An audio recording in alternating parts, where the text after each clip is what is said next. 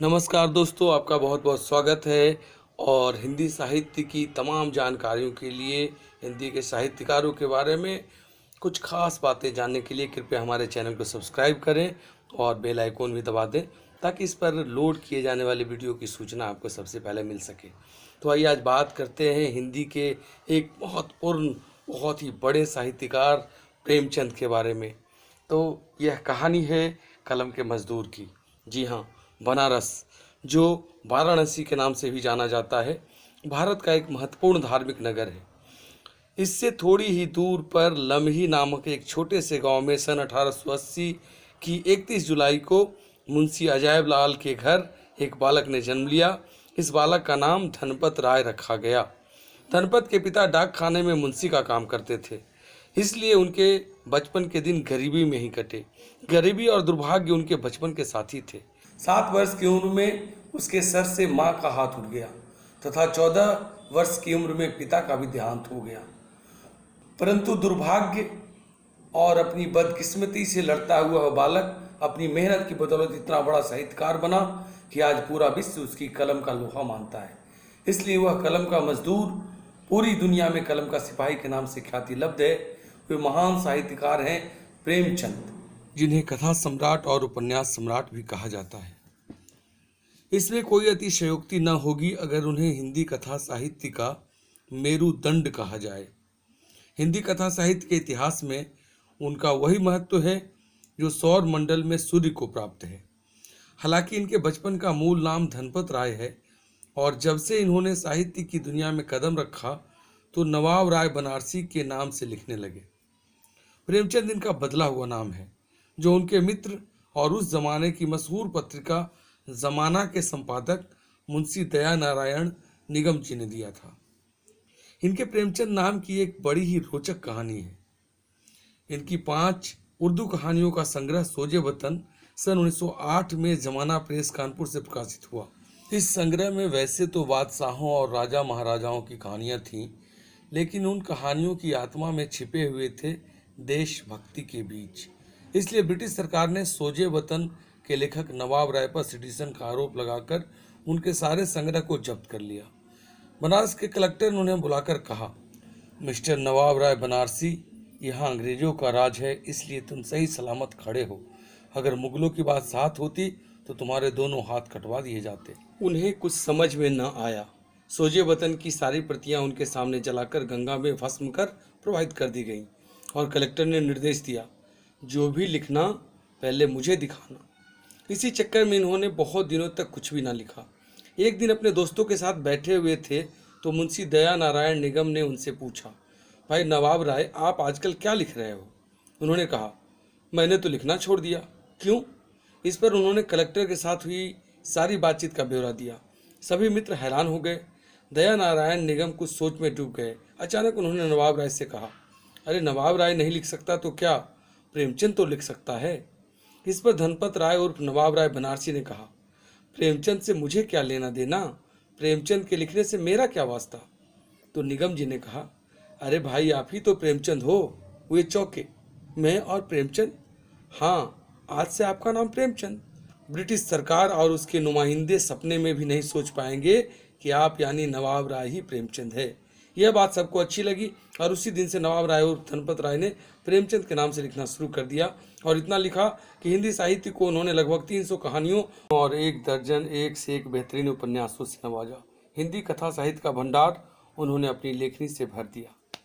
उनकी प्रसिद्ध कहानियों में नमक का दारोगा, सज्जनता का दंड, अलगियोझा, पूस की रात, सदगति, सवा सिर गेहूं, बूढ़ी काकी, 2 बैलों की कथा, शतरंज के खिलाड़ी, होली का उपहार, ठाकुर का कुआं, ईदगाह, बड़े भाई साहब और कफन ज़्यादा लोकप्रिय हैं।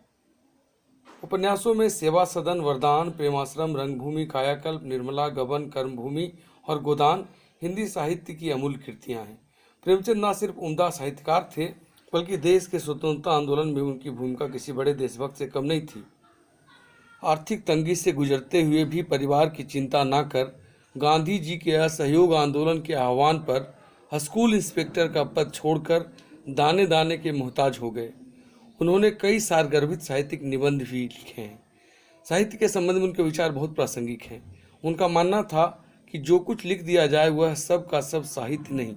साहित्य उसी रचना को कहेंगे जिसमें कोई सच्चाई प्रकट की गई हो, जिसकी भाषा प्रौढ़, परिमार्जित और सुंदर हो, और जिसमें दिल और दिमाग पर असर डालने का गुण हो। वे अपने साहित्य का उद्देश्य नामक निबंध में लिखते हैं, मेरे विचार से साहित्य की सर्वोत्तम परिभाषा जीवन की आलोचना है। चाहे वह निबंध के रूप में हो, चाहे कहानियों या काव्य के, उसे हमारे जीवन की आलोचना और व्याख्या करनी चाहिए। इस महान साहित्यकार का जीवन बहुत ही कठिनाइयों में गुजरा, फिर भी जीवन भर साहित्य सेवा में लगे रहे। सन 1936 में 8 अक्टूबर को जलोदर रोग से उनका देहावसान हो गया और हिंदी साहित्य ने एक अनमोल रत्न खो दिया। आइए प्रेमचंद के कथा साहित्य पर एक नज़र डालते हैं। पहले बात हो चुकी है, उनका मूल नाम धनपत राय है और रचनाकार के रूप में उन्होंने नवाब राय बनारसी के नाम से लिखना शुरू किया। उनका पहला उर्दू उपन्यास हम खुरबा व हम सवाब है। 1907 में जमाना में पहली कहानी संसार का अनमोल रत्न प्रकाशित हुआ।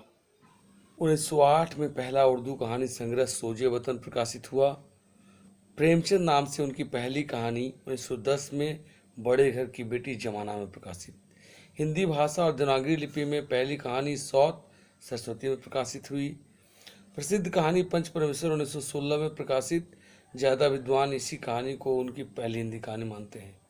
प्रेमचंद की प्रसिद्ध कहानियाँ और प्रकाशन में इस प्रकार हैं: 13 में नमक का दरोगा, 16 में पंच परमेश्वर स्वतंत्रता का दंड, 17 में ईश्वरीय न्याय और दुर्गा का मंदिर, 1918 में बलिदान, 1920 में आत्माराम, 1921 में बूढ़ी काकी, विचित्र होली और शांति, 1922 में गिरधा और हार की जीत, 1923 में परीक्षा आप बीती, 1924 में सवा शतरंज के खिलाड़ी और माता के हृदय, 1926 में खजाकी, 1927 में सुजान भगत, 28 में इस्तीफा दो सखियाँ, 29 में अलग्योझा, 1928 में इस्तीफा दो सखियाँ, 1929 में अलग्योझा, 1930 पूस की रात, समर यात्रा और सदगति, 31 में तावान, दो बैलों की कथा तथा होली का उपहार, 1932 ठाकुर का कुआं और बेटों वाली विधवा, 1933 ईदगाह, 1934 नशा बड़े भाई साहब, 1936 में कफन।